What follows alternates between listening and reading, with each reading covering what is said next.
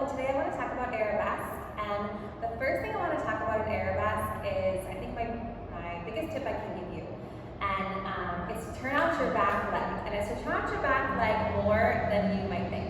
So we do talk about always keeping two hips, two shoulders, keeping square in dance, which is true. But sometimes in Arabesque, if you keep your tandu so square, you can't turn out, and then if you try to go into Arabesque, it's not as pretty, and I also can't use my full range in my back like I could if I had it turned out in shoelaces. It gives me a lot higher of a range because that hip is turned out and allows you to access a lot more extension. So I think that is more important. It's more important to keep your knee and your imaginary shoelaces to the side than it is to keep totally square in Arabesque.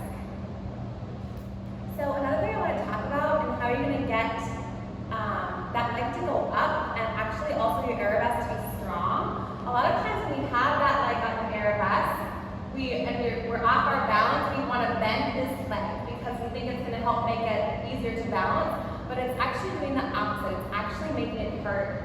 So we'll get into your time to get on this leg, lifting up, and if you feel yourself start to balance, you have to think of pointing that toe and reaching that leg as hard as you can to the wall behind you, as well as pushing down through that support leg. You're pushing of both legs is what's going to give you stability in that Arabesque to get balance and also have a nice long stretch line.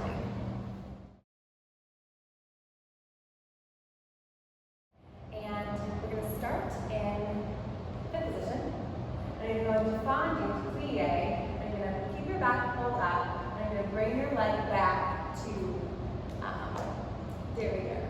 And you're going to make sure in this derriere line that you're turning out your back leg to show your knee and your shoelaces. So we want to keep our hips square, yes, but not so square that we can't bring this knee and your imaginary shoelaces side, or else you won't have any turnout in your Arabesque. So we're going to go into your fondu, take some plies here. So we're going to arm to fifth.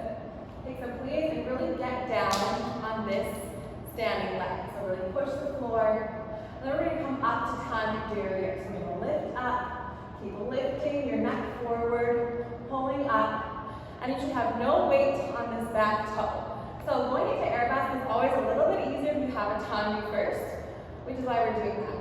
So from here, from your tandu, we're going to stretch up to Arabesque, thinking about lifting up our right side, our support side, and not collapsing our back, keeping our stomach, staying in keeping our stomach and our right side super pulled up, so we have that nice